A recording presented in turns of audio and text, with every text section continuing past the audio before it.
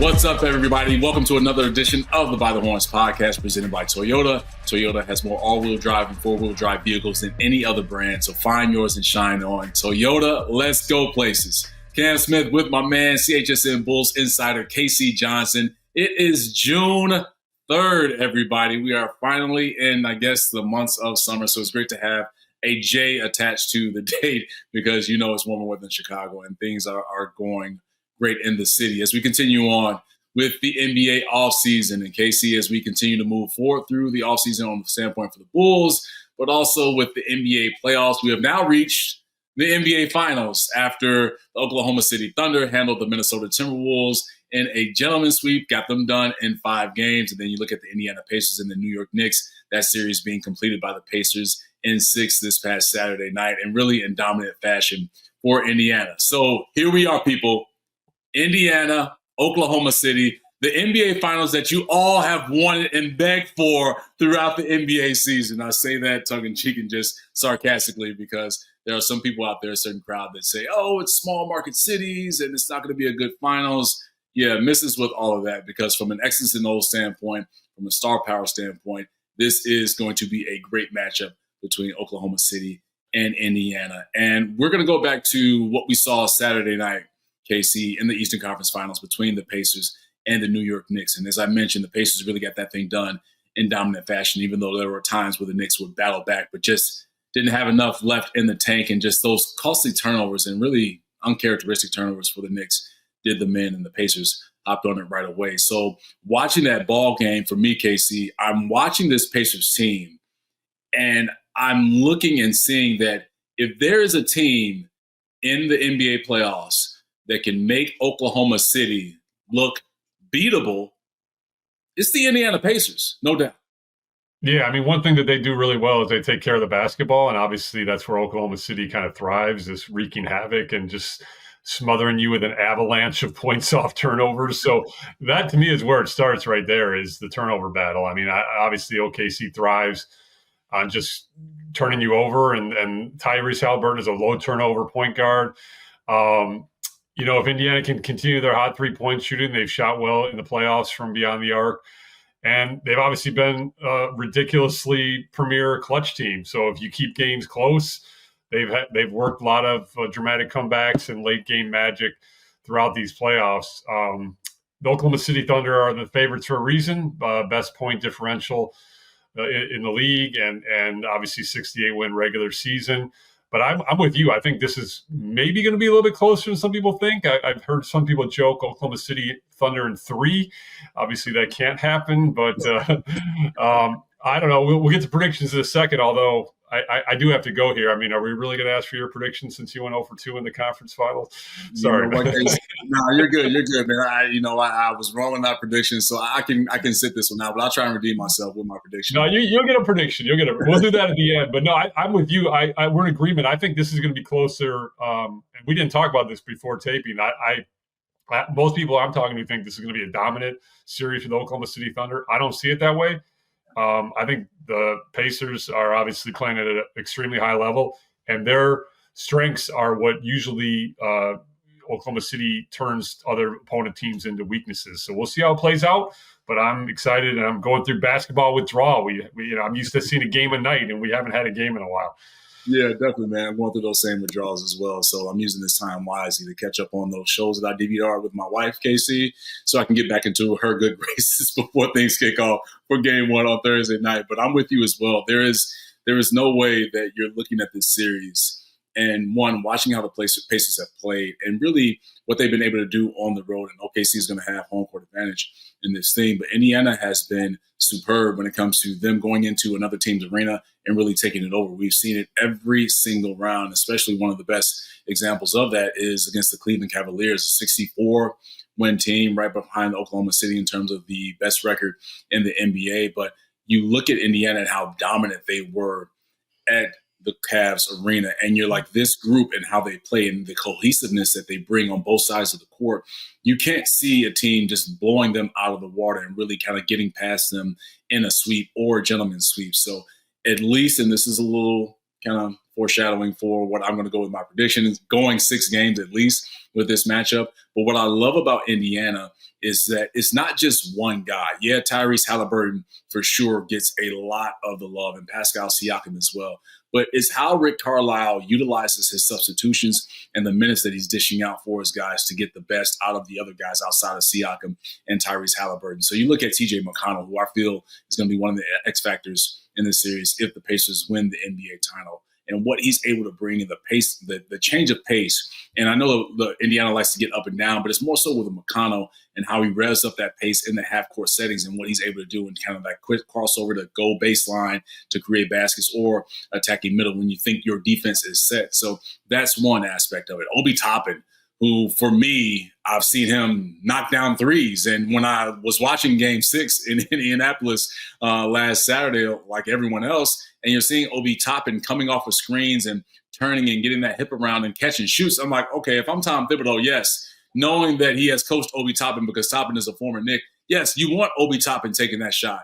But he's knocking it down. And you're like, wait a minute, what's going on right now? So it's those two guys, along with Ben Mathurin, who really stepped up through games 3, 4, 5, and 6 for Indiana. That was a bright spot for them. So when you bring that type of attack and that type of wave that Indiana is known to bring throughout the season and really the playoffs, you'll be hard-pressed to find a team that's going to get them beaten, but then also beat them in 4 or 5 games. Yeah, and 𝗏𝗏𝘃's the same way, obviously, with the ability to go 10, sometimes even 11 deep. They just come at you in waves. That's why I think it's going to be such a great series. I'm glad you mentioned X Factor, Cam, because I thought we'd have some fun and do kind of both X Factor and premier matchup.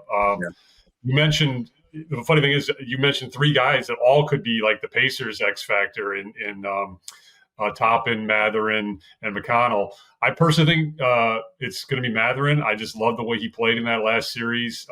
He obviously, former starter, has the ability to get really hot offensively and then just really bring some nasty physical defense. His athleticism's off the charts. So to me, Mathurin is my pick for X Factor for the Pacers. And then I'm going to steal the obvious premier matchup, and then we'll get your thoughts. I got to believe Lu Dort's going to be on 𝗵𝗏 𝗟𝗶𝘶, and that's just going to be must-see TV, man. I mean, you got obviously a very confident, borderline cocky, high-usage point guard who, as I mentioned before, does not turn it over a lot. And then to me, if Alex Caruso isn't the best perimeter defender in the league, Lu Dort is. And Lu Dort starts, Alex does not. So that's going to be just fantastic stuff. I'm looking forward to that matchup. But I'm really looking forward to this series. I think it's going to be a great series. Yeah, same with me, 𝗏𝗃. Like, this is for me, and we're hoopers, man. We're not basketball guys. We're hoopers. That's what we call them where we're from in Chicago and Chicagoland areas, that we want to see great basketball, and we will get that with this matchup. And so when it comes to X factors on the Indiana side, I kind of mentioned them already, but I think TJ McConnell is going to be that X factor for Indiana, especially for a guy on the road that, one, is a star in his role, and we hear that being thrown out time and time again. But when you look at the Pacers, and you can say this for 𝗏𝗏𝘃 as well, but they have guys that understand what their role is, what's expected of them. When they get out onto the floor, they're not going to get outside of themselves. With the minutes that they're given from their head coaches, they're going to be the guys that fulfill and do their jobs. And so I think TJ McConnell for Indiana will be that guy, and also will bring that change of pace that for the second unit will help the Pacers either really get back into a ball game and cut down a lead, or continue to stack on to the lead that they already have. So that'll be the X factor for me with Indiana. And on the Oklahoma City Thunder side of things, it's going to sound weird when I say this, 𝗏𝗃, but he's a starter, but I still feel that he could be an X factor in this, is Chet Holmgren.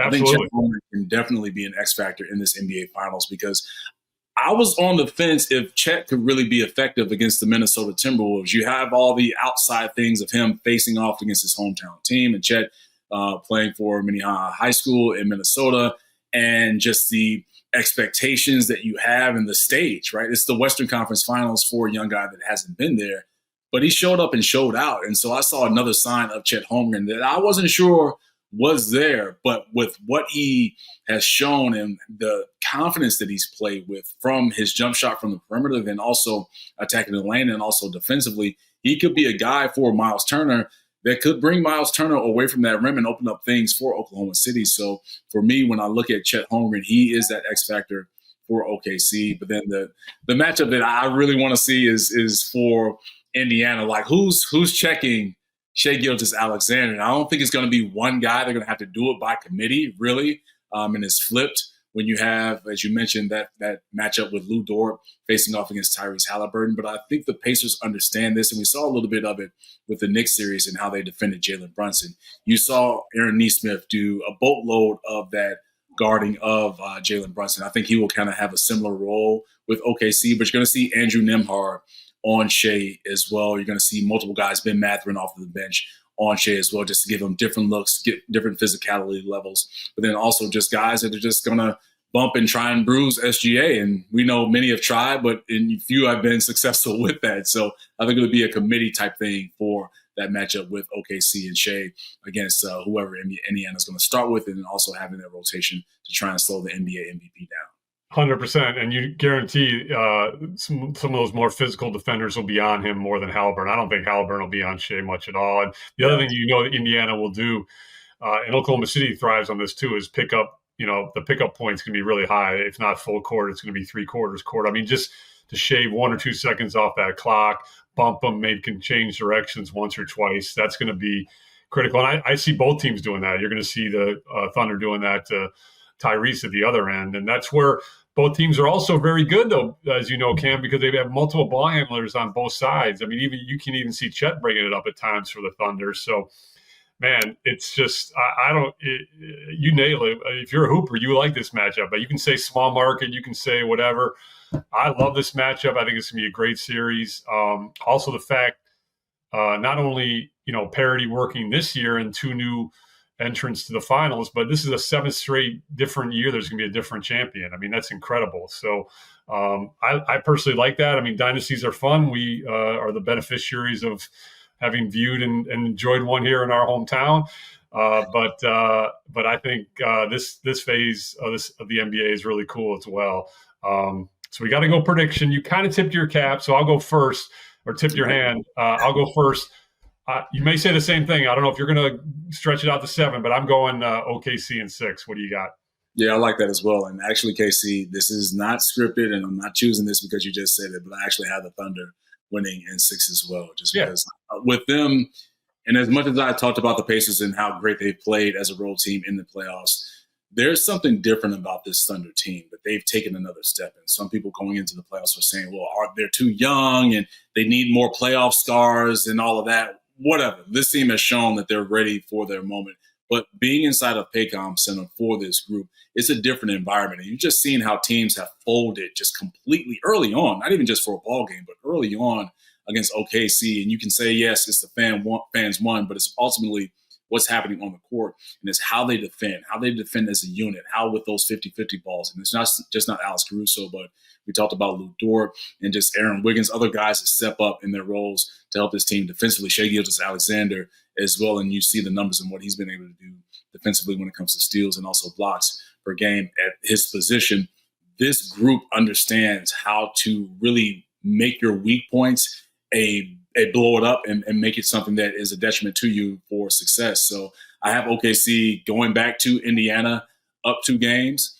I think they potentially split with that in Indiana, and then kind of going back to OKC with Game 5 and them getting it done. And then obviously for Game 6, going back to Gainsbridge Fieldhouse, the Thunder wrap it up and secure their first NBA championship. So yes, Thunder in 6. Hopefully KC is not thinking in his head like, Cam, you just jinxed this by choosing the same outcome as I did. No, I like it. We'll have receipts again for our next predictions. Yeah. And a small component to this, but also cool that you mentioned the atmosphere in OKC, because to me, Gainsbridge Fieldhouse is right up there. I mean, these are 2 pretty unique arenas, 2 pretty unique fan bases, so that'll be a fun small wrinkle to these finals as well. And here's another one, Cam. I'm not sure this is kind of new to some people, but the NBA announced today their NBA Finals player correspondent program, where they're going to have players, 4 different players at games 1 through 4. I assume they'll extend it if it goes past, if there's no sweep. Yeah. And these players are going to be on the ground, boots on the ground, like media training almost, kind of giving you insights. Obviously, they're going to have pretty good access since they're current players, and I know that it's a league-initiated program. But our guy, Modas Buzelis, will be the player rep for Game 4, which will be in Indiana. Very cool honor. The other guys, Jared McCain from the Sixers will be at Game 1. 𝗦cie HS Jr. Will be Game 2 for the Heat. And Dyson Daniels, Game 3, the budding Atlanta Hawks defensive whiz. As someone who watched Modas's media persona and personality kind of grow over his rookie year, I mean, he came in obviously trying really hard, and obviously his agency had him out front in advance of the draft last year. He did a lot of media last year to the draft, so you could tell he was comfortable with it, but I really saw him grow in terms of his introspection, his ability to give good answers, his maturity level. I've cited to you before and many others. One of my favorite answers of the year was when I asked him about if he believed in the rookie wall, and he said, no, I believe in growing pains. I mean, that to me is in the running for quote of the year. So it'll be fun to see Modas on the other side of this and see what he can get out of his fellow players. And of course, we can give him crap about it next media. And definitely Modas, potentially, if he wants to have a post-career in media, he's working on that as well. But 𝗙𝗍, we know Modas. We've had conversations with Modas. We mentioned just how his mind works and the mentality. Don't get it twisted, everybody. Modas being at the NBA Finals, he will be motivated watching those two teams play, especially the Pacers, and seeing how he stacks up. We've seen this before, 𝗙𝗍, of players and head coaches being at the games and just those younger players trying to get a taste and feel of what that atmosphere is like when it comes to the NBA playoffs for guys that have missed out on the playoffs or guys that have missed out on the NBA Finals, younger players maybe in their rookie or just finishing up their rookie season or their sophomore seasons, because time and time again, either they're there by themselves or they're with a head coach or an assistant coach or a couple of teammates, just trying to get a feel of what that atmosphere is like and trying to manifest it and envision it themselves of how they were performing that. So Modas is one of those guys, and being in that environment, he'll get the media component done and get that completed. But once that is over, he's going to shift, I believe, immediately into competitor standpoint and see what he can work on to get him and also this Bulls team to that position of NBA playoffs and NBA finals. So that's the great thing for me. And hearing that news of Modas being there and being a finals correspondent is like, he's going to fulfill that obligation media-wise, but that player part of it, that competitive part of it, he's really going to really grow with that and kind of take some notes in how he can get his game better. That's a great point, and one I hadn't really thought of. And, beyond the competitive aspect, just being around that environment, you can soak up stuff. You can glean experience from that. And so for him to experience that at the end of his rookie season, heading into his second season, it's a small benefit for the Bulls franchise, no doubt. So cool news for sure. Yeah, no doubt about that. All right, we're keeping it with the Bulls because we had something recently that happened when it comes to the Run Your Race podcast with former NBA player 𝗵𝗄 and former Chicago Bull DeMar DeRozan was on the pod, and they got to a point of the conversation, 𝗙𝗍, where DeMar reflected on the importance and the greatness of Lonzo Ball and just saying how he was so vital to that team's success. And we go back to that 21-22 season for that Bulls group, that first 35 games for Lonzo and how they were playing number one in the East, a fun brand of basketball, so many highlights and outlet passes, full-court outlet passes from Lonzo to Zach LaVine. But it was DeMar explaining how when Lonzo's knee injury happened, and this is after All-Star break and things just kind of, the floor fell from underneath him, that you understood the importance of Lonzo Ball and how he just made things so much easier for that group on both ends of the floor. And I love that he brought up the example of when the Bulls were playing against the New York Knicks and how Julius Randle was just giving it to that Bulls team. And they're going back to the huddle, and DeMar says that Lonzo says out loud, a guy that is fairly quiet when it comes to just on the court, right? He tells the huddle that I have Julius, that he's going to make the switch and make that defensive change for himself.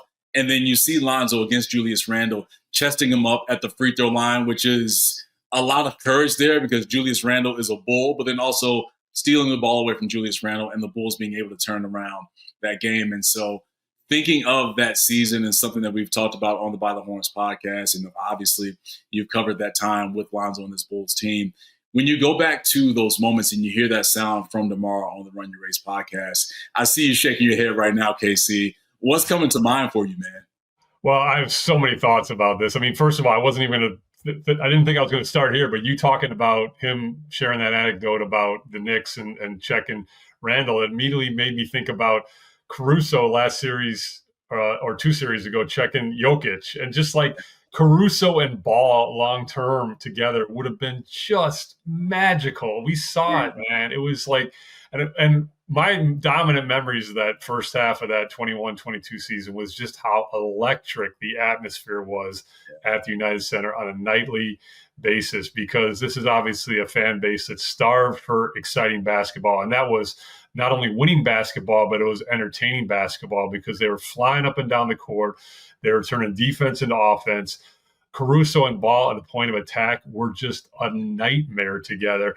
And one thing you consistently hear, and DeMar talked about it on that podcast briefly, but I've heard this ad nauseum from players about Lonzo Ball, is just how high his IQ is and how he's able to see 2 or 3 plays ahead at both ends. And to have that IQ and that savant nature from the defensive end, that's something special. And that's what I would say, like, to me, Lonzo Ball can never be captured in box score or numbers, because it's just his ability to connect. There's such a connectivity to his game. There's such a selflessness to his game, and there's such a high IQ to his game, and just a joyfulness to his game that you can never put a box score or numbers on him. He's an all-star role player in every aspect of the word, and that's why last season was both awesome to see, but also kind of bittersweet, because he ended up playing the same number of games last year as he did in 21-22 when he hurt the knee.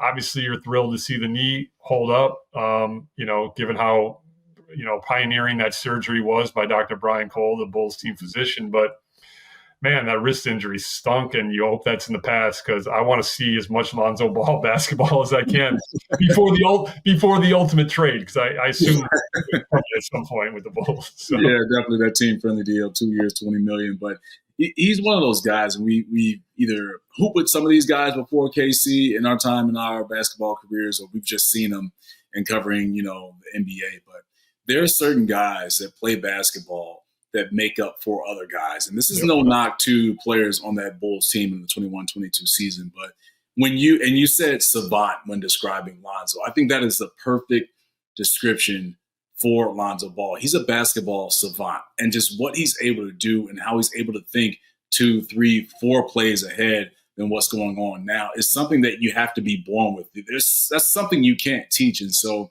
for him to help out a couple other guys or a few other guys out there on the defensive end, it just made this team just refreshing to watch, right? It was fun to watch, but it was also refreshing to watch, but also bringing back the energy of like, yes, it feels like now with the East, you have to come through Chicago if you want to be a good team at that point of the season, when you look at what they were able to do in those 35 games with Lonzo. And so when you have someone that's selfless, that wants to see the team succeed instead of just from an individual standpoint, Lonzo Ball is one of those guys that, man, it's one of those what if things. And I hate to put him into that category, but, what if the knee injury doesn't happen? What would happen with that Bulls team in 21-22?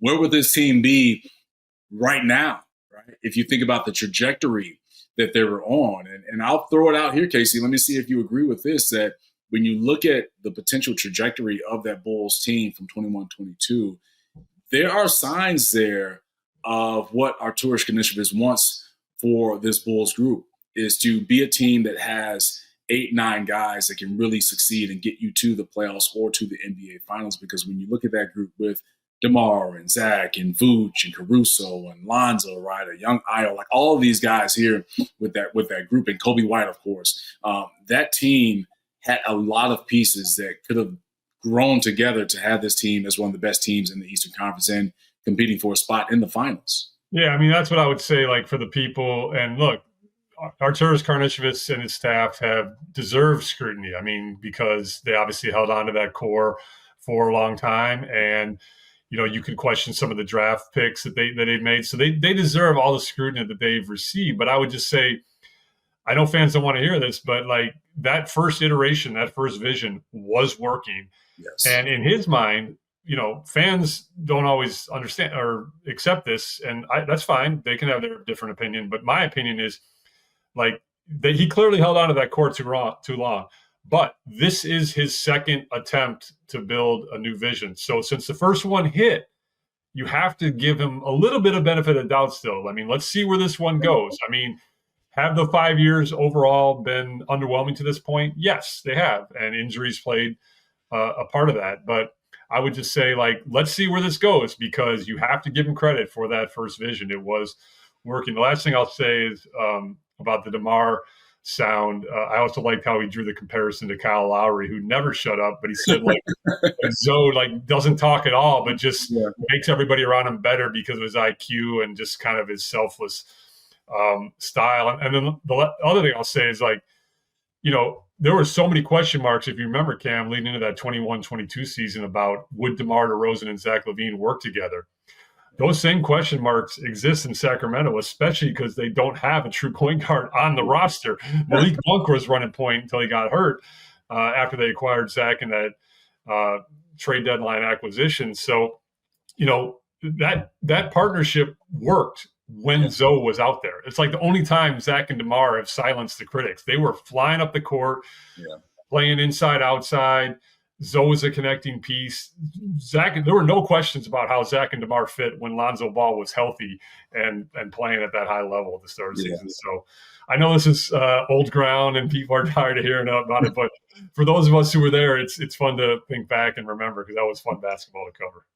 Definitely, no doubt about that, 𝗪𝐶. So it reminds you that, you know, injuries, one, suck, but then also two, when you have certain pieces on your team that makes the whole work together and has success, if you lose that piece and you remove that piece, it's just so difficult to try and, you know, maintain that success. And we saw that Bulls team, as I mentioned, number one in the East. They got to the playoffs and finished sixth, but that was a series against Milwaukee where it was just an early exit from the playoffs. So just one of those things that you remember. Yeah, the curse of the Bulls point guard continues. Jay Williams, Derrick Rose, Lonzo Ball. Let's hope Lonzo's fully healthy next year. I'd like to see it. But we got to, before we get up out of here, Cam, I got to ask for our listeners and viewers out there, how are the hamstrings? For those of you who don't know, our guy Cam Smith ran his first half marathon over the weekend. I caught this news on Twitter or X or whatever you want to call it, and I was immediately a smile crossed my face because my wife is one of those lunatics who's in this running community. She's done many, many marathons. I've lost track. I used to support her and go out and cheer, and now I'm just like, when are you going to be home, honey? Because she does so many of them, but she's currently injured. So I would advise you, Cam, maybe bow out after the 113.1 miler. What say you, Cam Smith? What say you? I will say this one, 𝗪𝐶. I'm definitely a lunatic for running 13.1 miles, but then also I'm a higher level lunatic because I didn't train to run 13.1 miles. So that's one thing looking back on this, and it's a whole story, and I was explaining it to 𝗪𝐶 before we started the pod of just how I got myself in that position of running the Chicago Half Marathon last weekend. But being out there for me, and, you know, I'm a guy, like I still play ball when I can, but I also make sure that I work out multiple times a week and have a routine with that. So I was confident that, one, my win would be okay, but then I wasn't too confident in terms of like how my body would hold up. So how you said that your wife is injured right now from just running the amount of marathons that she has, I'm feeling that now because one Sunday I could walk, but I needed some assistance, and thank God to my wife and I have to give her a shout out because my wife was a superhero once again. She was supporting me and sending me text messages throughout the run. She was there with our kids at the finish line to record me crossing the finish line. So it's on my social media channels there, and you can watch that. So she was phenomenal. But then also Monday, she was phenomenal again because I was like a kid, 𝗪𝐶, that learned how to walk for the first time. Like I needed assistance. I was taking literally baby steps just to get myself out of the bed and kind of work myself around to get myself ready for the day. But looking back on that race, man, it was fulfilling for a number of different reasons. One, the race was held over at Garfield Park. That's where the start and finish lines were on the west side of Chicago. And that's a place where I grew up, right over there by the Garfield Park Golden Dome, where I played basketball as a kid. So just kind of running around that area and running around those streets was, for me, nostalgic and also fulfilling. But then also, too, just being out there with so many people that were from Chicago, the Chicagoland area, or people that flew in to participate in that race. You had people from all shapes and sizes and colors and age ranges out there running for different causes, but then also you have people out there supporting each other. And that's what I felt as well, which was really, really cool, from family and friends on the side with signs or, noisemakers, but then also too with the marathoners out there. We were encouraging each other, and that was so beautiful to just see that human component there of people supporting each other. And that was an energy boost that I had while running the race. Now, let me just be clear for everybody. I did not run the entire 13.1 miles. I told 𝗙𝐶 around mile 8, my hip started giving me some trouble. Then mile 9, my left calf. Mile 10, my right calf. So my body started to break down eventually and telling me that, like, all right, Cam, it was cool to run those miles, but now this is why you need to train for 13.1 miles. But for me, 𝗙𝐶, it was great. I will, and this is another reason why I'm a lunatic, I will do it again next year. Wow. But I will train for this. But right now I'm just going through the recovery process, and this is also the gratifying thing there too, 𝗙𝐶. I got the medal to show for it, man. So I love it. Shout out to everybody that ran the half marathon and those preparing to run the full 26.2 miles, the Chicago Marathon that's coming up in the fall. Wow, we got some breaking news we got to hit here too. We're gonna send this podcast, but I want to close just saying, all joking aside, I have been part of that running community as a fan level, and it is pretty inspiring and moving. Like the power you feel, the community, especially going out of the Chicago Marathon. 𝗵𝗀 𝗶𝗹𝗀𝗀, the race director forever there, does a fantastic job. I've been out there many times, and all joking aside, and this may sound savvy, but even as a fan, you can't help but be moved by all the signs and sights and scenes you see out there. It's pretty cool stuff. But we got some pretty big breaking news, so we're going to be extending this podcast. Are you on it? Do you want to introduce what we're seeing here? I will introduce it. So breaking news that we just got while recording the By the Horns podcast, ESPN's 𝗵𝗀 reporting that the New York Knicks are relieving Tom Thibodeau of his head coaching duties. So that is massive news across the NBA world, especially for the New York Knicks, who, as we mentioned, were just in the Eastern Conference Finals and were eliminated in 6 games this past Saturday. 𝗙𝐶, there was, obviously when it comes to sports media and these high take things, and that conversation was coming up about Thibs and maybe the Knicks should move on and look for another head coach. I was not a fan of that decision, but obviously the Knicks are going to move a different direction when it comes to this makeup of this group and where their team is going. So this is a guy and former head coach of the Chicago Bulls and Tom Thibodeau, a guy that you know and that you've covered. How are you receiving this news? And are you shocked, one, that the Knicks decided to make this move, especially, one, the drought that the Knicks went through, and then also, two, the success they had this past season by reaching the Eastern Conference Finals to move off of Tom Thibodeau? Yeah, so I would just say this. I mean, here's the thing. Like, this is deep stuff, just having obviously spent 5 years with this guy. And I want to make sure I get my words right, since we're just dealing this in real time. Like, he is as hard of a worker and as relentlessly prepared and as good of a coach in terms of maxing out the abilities of his team as there is in the league. Yeah. That said, I mean, there just seems to be a pattern here now with the Bulls, the Timberwolves, and the Knicks, and just that to relieve a guy of his duties coming off of a conference finals appearance, that leads you to believe that, like, the question marks about whether or not this guy wears out players, has a shelf life, et cetera, are legit. I don't know the answer to that, even having covered him for 5 years, because look, man, you cannot deny the incredible success he had here, the success he had in Minnesota, breaking their playoff drought, and now the success in New York, leading that team to the conference finals. The shocking part about this to me there's two elements to it. The fact that they did it coming off of a conference finals. If they had maybe lost in the first round, I can maybe go, I get it. Even though he's a great coach, I get it. Coming off a conference finals appearance, that surprises me. And then the other one is you have to remember the relationships in which he's embedded there, because the president of basketball operations is one of his longtime and closest friends in Leon Rose. The Brunsons, he has known both Rick and obviously Jalen his whole life, but he's known Rick forever, since Rick was a teenager. Yeah. And Rick is obviously prominently positioned in that franchise because of his son's stature. So the fact it's aligned for him with Leon Rose, Jalen Brunson, Rick Brunson, down the line, that part is a little surprising to me too.